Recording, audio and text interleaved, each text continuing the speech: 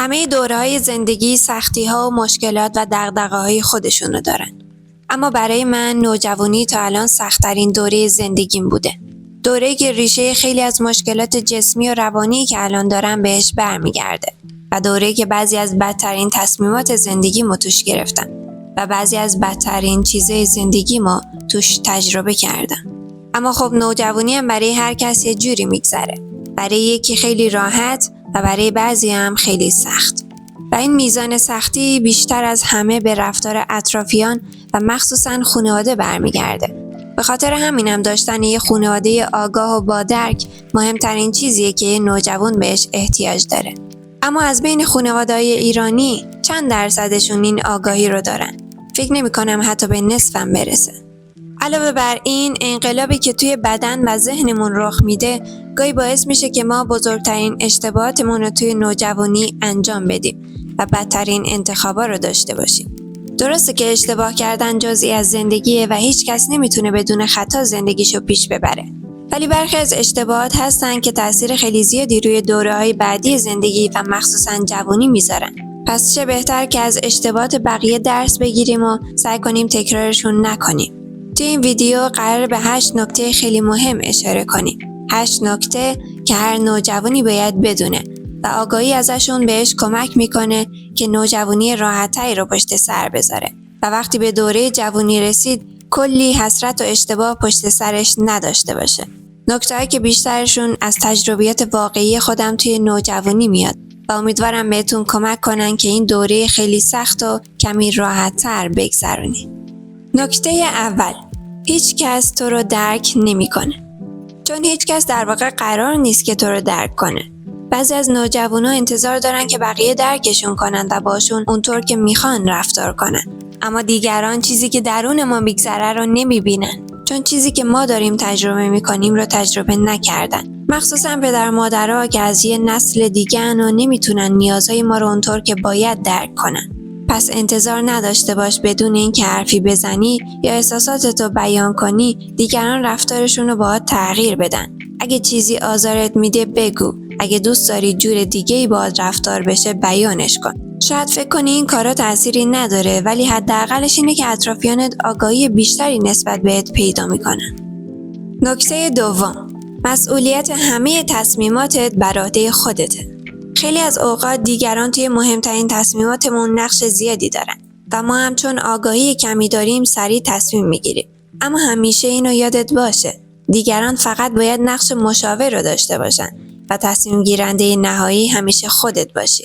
چون وقتی به سن جوانی رسیدی تنها کسی که مسئول اون تصمیم اشتباه خودتی و خودت همیشه به تنهایی باید جبرانش کنی. پس خودت تصمیم بگیر. نکته سوم، درس بخونید ولی بدن و ذهنتون رو قربانیش نکنید. یکی از بزرگترین اشتباهات من این بود که به خاطر کنکور کلی بیماری جسمی و مشکلات روانی مثل استرس، اضطراب و افسردگی رو به جون خریدم و توی نوجوانی مجبور شدم کلی داروی افسردگی و گوارش مصرف کنم. ولی الان که فکرشو میکنم میبینم اصلاً ارزششو نداشت. نه تنها درس و کنکور بلکه هیچ چیزی توی دنیا ارزش اینو نداره که جسم و روانتون رو به خاطرش به خطر بندازید. نکته چهارم، هیچ کس با نشستن توی خونه خودشو نمیشناسه. اگه میخوای علایق و استعداداتو کشف کنی نیازی نیست توی موبایلت دنبالش بگردی. چون با چند تا ویدیوی یوتیوب دیدن و انجام چند تا تست تو نمیتونی خودتو بشناسی. تنها کاری که باید بکنی اینه که بری بیرون و هر چیزی رو تجربه کنی. توی کلاسای مختلف شرکت کن، خودتو به چالش بکش و کاری جدید انجام بده. چون تنها راه پیدا کردن خودت تجربه کردنه. نکته پنجم، برای روابط عاشقانه همیشه وقت هست. خیلیامون تو نوجوانی خودمون رو درگیر یه سری رابطه ها میکنیم که ازمون وقت و انرژی خیلی زیادی هم میگیرن و باعث میشن نتونیم به اندازه کافی روی خودمون و آیندهمون تمرکز کنیم. معمولاً هم چون ملاک درستی توی این سن نداریم رابطه‌های خوبی از آب در نمیان. درسته که عاشق شدن توی نوجوانی شور و شوق خیلی بیشتری نسبت به دوره‌های بعدی داره. ولی اگه تو نوجوانی روی خودتون سرمایه گذاری کنین و کارهای بزرگسالی رو بذارین برای دوره بزرگسالی خیلی آرامش بیشتری توی زندگیتون خواهید داشت. نکته ششم، تغییرات برای هر کس به یه شکله. خودتو دوست داشته باش. تو این دوره هر کس یه جوری بدنش تغییر میکنه. یکی جوش میزنه، یکی دماغش بزرگ میشه، یکی قد و وزنش زیادی تغییر میکنه. هر کسی یه جوری این تغییر رو حس میکنه و این تغییرات گاهی بهمون کلی استرس میدن و باعث میشن از خودمون و بدنمون بدمون بیاد و هر چیزی امتحان کنیم تا جلوی این تغییرات رو بگیریم. ولی بهترین کاری که میتونیم انجام بدیم اینه که این تغییرات رو به عنوان یه نشونه از بزرگسالی بپذیریم و خودمون و بدنمون رو دوست داشته باشیم و بدونیم که این تغییرات برای هر کس به یه شکله و وقتی نوجوانی تموم شد همه اینا رو با خودش میبره. نکته 7: موفقیت به صبر نیاز داره، پس صبور باش. وقتی نوجوانی همیشه فکر می‌کنی همسن و سالت کلی تجربه دارن، همه به موفقیت رسیدن، لامبورگینیشون هم زیر پاشونه، خوشحال و خوشبخت نشستن تو خونه‌شون و فقط توی که داری تلاش میکنی، سختی میکشی و به نتیجه‌ای هم نمیرسی. اما واقعیت اینه که همسن و ساله تو الان بیش از 90%شون دقیقاً وضعیت تو رو دارن. اونا هم نمیدونن از زندگیشون چی میخوان. اونا هم هر کاری میکنن برای اینه که تو دوره جوانی بهشون نتیجه بده. پس توقع نداشته باش با 1 یا 2 بار تلاش کردن فوراً چیزی که میخوای به دست بیاری.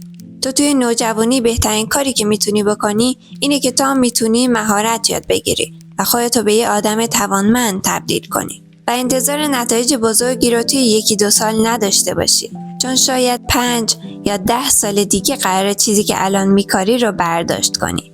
پس صبور باش و فقط روی خودت و مهارتات کار کن. نکته 8: روی هر کسی نمیشه اسم دوست گذاشت. هیچ کس مثل نوجوان نمیتونه تحت تاثیر دوستش قرار بگیره. تو نوجوانی بعضی از دوستی‌ها اونقدر عمیق و نزدیکن که گاهی فکر می‌کنی اون فرد خود توئه و شما یه روح توی چند تا جسمی. تو حاضری به خاطر بعضی از دوستی‌ها اونقدر خودتو تغییر بدی که حتی گاهی خودت هم یادت میره کی بودی و از زندگی چی می‌خواستی. به جسمت آسیب میزنی، به روانت آسیب میزنی و هر کاری که گفتن و انجام میدی فقط به خاطر اینکه توی جمعشون پذیرفته بشی. ولی بذارین بهتون بگم آخر این دوستی‌ها چیه.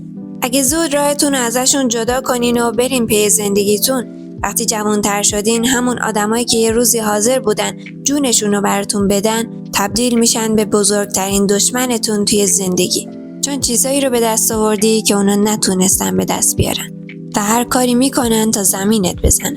و اگرم رابطه‌تو باشون ادامه بدی 5 سال دیگه میشه که دقیقاً کپی همین آدما. پس راه خودتو برو و اهمیت نده چی دربارت میگن. بچه ننه بودن گاهی اوقات بهترین تصمیم برای زندگیه. وقتی تو 5 یا 10 سال دیگه جایی هستی که نه تنها اونا بلکه هر کسی آرزوش جای تو باشه، چه اهمیتی داره که الان بچه ننه باشی یا نباشی؟ پس اگه یه دوست لیاقت کلمه دوستی رو نداره و به جسم و روانت آسیب میزنه، چه بهتر که تا دیر نشده از زندگیت حذفش کنی. و هیچ وقت اینو فراموش نکن که هیچ چیزی توی دنیا ارزش اینو نداره که جسم و روانتو به خاطرش به خطر بندازی.